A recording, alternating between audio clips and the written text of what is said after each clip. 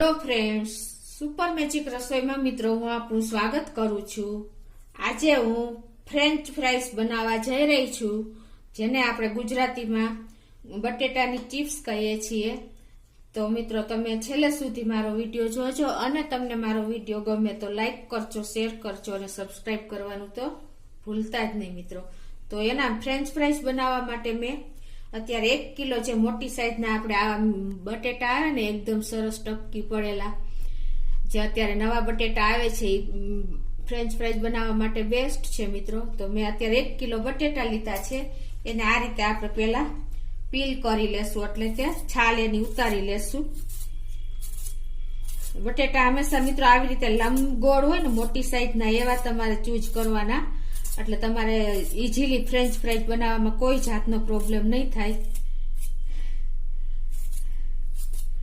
બટેટાની છાલ ઉતારી લીધી છે। હવે આપણે એને ચિપ્સ કરવા માટે શું કરવાનું, આપણી પાસે જો પેલું ફ્રેન્ચ ફ્રાઈનું મશીન હોય ચિપ્સ કરવાનું તો બરાબર છે, નહીતર તમે હાથેથી પણ કરી શકો છો। એના માટે તમારે આ બટેટું હોય ને એને બે સાઈડથી આ રીતે જે આ બહારનો સાઈડનો ભાગ નીકળે ને સ્ક્વેર સિવાયનો એટલો આવી રીતે તમારે કટિંગ કરી લેવાનું। એ જ રીતે તમારે આમ સાઈડમાંથી પણ આમ લેવલ સરખું આવે ને એટલું આવી રીતે કટિંગ કરી લેવાનું, એટલે શું થશે મિત્રો કે આપણું બટેટું એકદમ સ્ક્વેર થઈ જશે।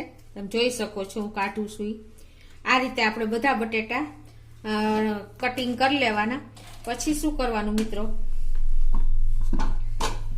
હવે એને આપણે આ રીતે એને 1-1 ઇંચની સ્લાઇસ કરી લેવાની।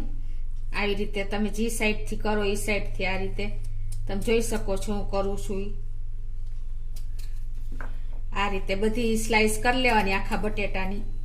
હું તમને જે મેથડ બતાવું છું ને એમ તો પરફેક્ટ આપણી કટિંગ થશે બટેટાની ચિપ્સનું। હવે આ રીતે તમે કટિંગ થઈ ગયું ને આપણે પછી એને તમારે આ રીતે જે સાઈડનો ભાગ તો આપણે કાઢી જ લીધો છે, હવે એને આવી રીતે તમારે કટિંગ કરતું જવાનું, એટલે આપણે જે બહાર મળે છે ને મેકડોનાલ્ડની એ જ ટાઈપની આપણી બટેટાની ચિપ્સ તૈયાર થશે મિત્રો। તમે જોઈ શકો છો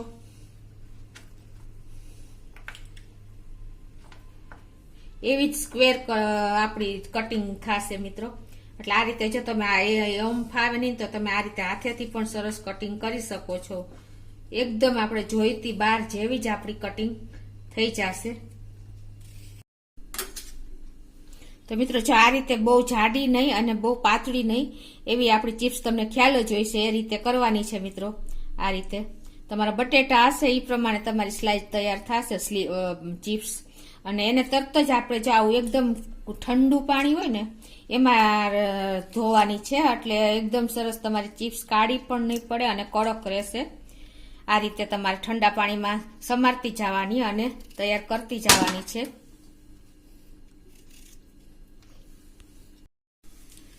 તો મિત્રો જો આપણે સ્લાઇસ કરી લીધી છે બધી, આ રીતે તમારે મેં સ્લાઇસ કરો ને બટેટાની એટલે 1 ઇંચ આપણે આમ જાડાઈ રાખવાની, અને તમને મેં બતાવી એ રીતે મેં બધી સ્લાઇસ તમે જોઈ શકો છો કરી લીધી છે।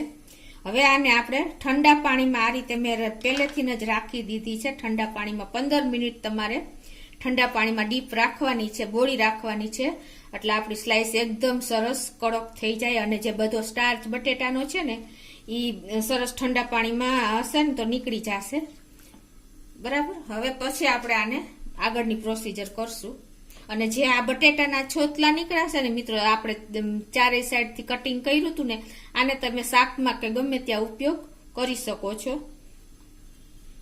તો મિત્રો જો આપણે ઠંડા પાણીમાં રાખીને એને 15 મિનિટ થઈ ગઈ છે, અને હવે એને આપણે આ રીતે નિતારીને સરસ જો તમે એકદમ સફેદ ચિપ્સ આપણી રહી છે, જો તમે જોઈ શકો છો એકદમ સરસ ચોખ્ખી થઈ ગઈ છે। હવે એને આપણે બીજા વાસણમાં આ રીતે નિતારીને લઈ લેશું।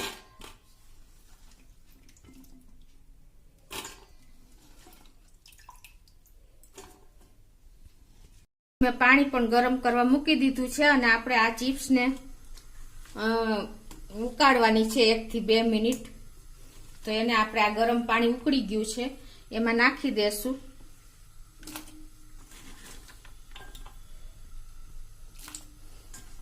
આમ કરવાથી શું થશે મિત્રો કે આપણી ચિપ્સ અંદરથી થોડીક એકદમ સરસ ચડી જશે અને તળવામાં એકદમ ક્રન્ચી રહેશે. એટલે આ પ્રોસીજર કરવી ખાસ જરૂરી છે.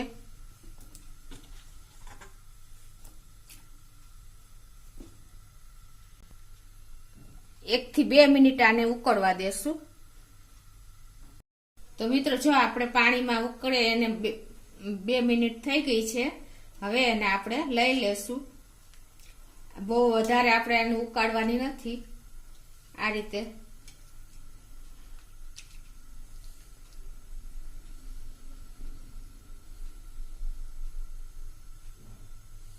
એને હવે આપણે સીધી કપડા માથે નાખી દેશું. આ રીતે કોટનનું કપડું હોય ને એને આ રીતે, અને એને આપણે આ રીતે સરસ પાણી શોષી લેશું કપડાથી.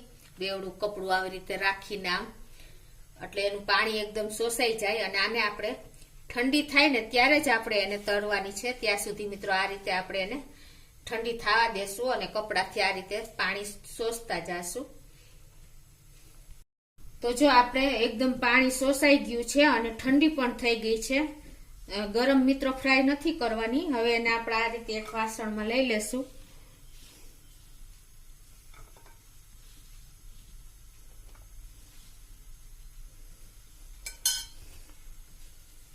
હવે આમાં આપણે 1 ચમચી આપણે કોર્નફ્લોર નાખશું. 1 મોટી ચમચી આ રીતે. અને કોર્નફ્લોર નો હોય ને તો તમે આરા લોટ પણ નાખી શકો છો. અને 1 ચમચી આપણે મેંદો નાખશું આ રીતે. હવે એને આપણે આ બધું મિક્સ કરી લેશું. આવી રીતે કોટિંગ થઈ જાય ને ચિપ્સ ને, એ રીતે તમારે કરવાનું છે.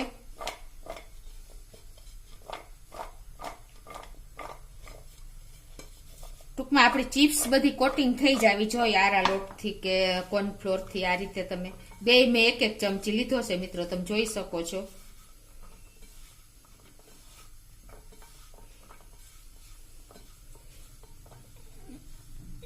તો જો મિત્રો આ રીતે સરસ આપણું કોટિંગ થઈ ગયું છે. અને આ બાજુ આપણું તેલ પણ એકદમ ફૂલ ગરમ કરવાનું છે મિત્રો. ધુવાડા નીકળે ને એવું ગરમ તેલ કરવાનું છે. ગેસની ફ્લેમ મિત્રો ફૂલ જ રાખવાની છે. સ્લો ફ્લેમ ઉપર તમારે આ ફ્રેન્ચ ફ્રાય જ નથી કરવાની, તળવાની જ નથી બટેટાની ચિપ્સ. હવે એને આપણે આ રીતે તેલમાં નાખતા જાશું.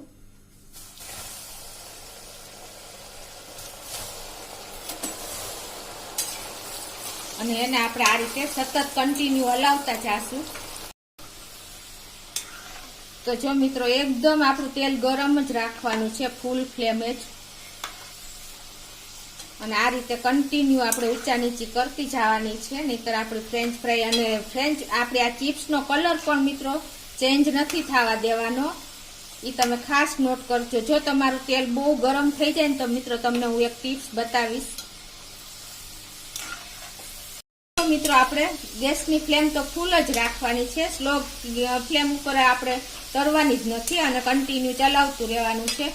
જો મિત્રો આપણું તેલ એકદમ વધારે ગરમ થઈ જાય અને તમને લાગે કે આપણી ફ્રેન્ચ ફ્રાય નો કલર લાલ થવા માંડ્યો છે, તો તમારે તેલનું ટેમ્પરેચર સરખું કરવા માટે તમારે શું કરવાનું મિત્રો, એમાં 1 જ ચમચો જેવું આપણે ઠંડુ તેલ નાખી દેવાનું. આ રીતે તો તમારું બેલેન્સ થઈ જશે. તેલ બહુ ગરમ થઈ ગયું હશે ને તો આપણે જેવું જોઈએ એવું ટેમ્પરેચરનું તેલ તૈયાર થઈ જશે મિત્રો. એટલે ખાસ તમે આ નોટ ટ્રીક કરજો. તો મિત્રો જો આપણે કન્ટિન્યુ ચમચો ચલાવતા જ રહીએ છીએ. અને આને તરતતા કમસે કમ મિત્રો આપણે 10 થી 15 મિનિટ લાગે છે ફૂલ ફ્લેમ ઉપર જ. 15 મિનિટ થઈ ગઈ છે અને આપણી ફ્રેન્ચ ફ્રાય ચિપ્સ પણ તળાઈ ગઈ છે. તમે જોઈ શકો છો, અવાજ પણ આવે છે. તો આ રીતે આપણે તળવાની છે.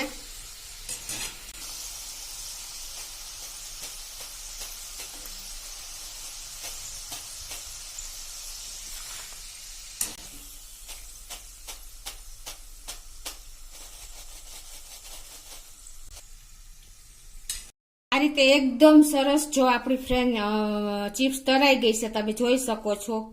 એકદમ સરસ તૈયાર થઈ ગઈ છે.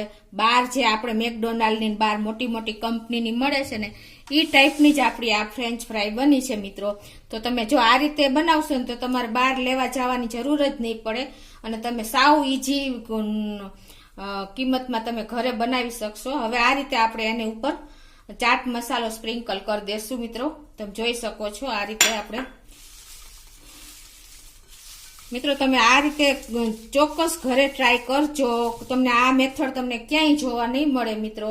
જે મેં ટાઈમ આપ્યો છે એ પ્રમાણે જે રીતે બોઇલ કર્યા છે બટેટા, ચિપ્સ કરી છે, તમને શેપ બતાવ્યો એ રીતે તમે જો ઘરે કરશો ને તો તમે ખ્યાલ પણ નહીં આવે કે આ બહારની ચિપ્સ છે કે ઘરે બનાવી છે. એટલી મસ્ત ચિપ્સ બને છે મિત્રો. તમે ચોક્કસ ટ્રાય કરજો અને મને કોમેન્ટ બોક્સમાં જણાવજો મિત્રો કે આપણી ફ્રેન્ચ ફ્રાય કેવી બની છે મિત્રો. અને તમને મારો વિડીયો ગમે તો શેર કરજો, લાઈક કરજો અને ફ્રેન્ડ સર્કલમાં પણ શેર કરજો અને સબસ્ક્રાઇબ કરવાનું તો ભૂલતા જ નહીં મિત્રો.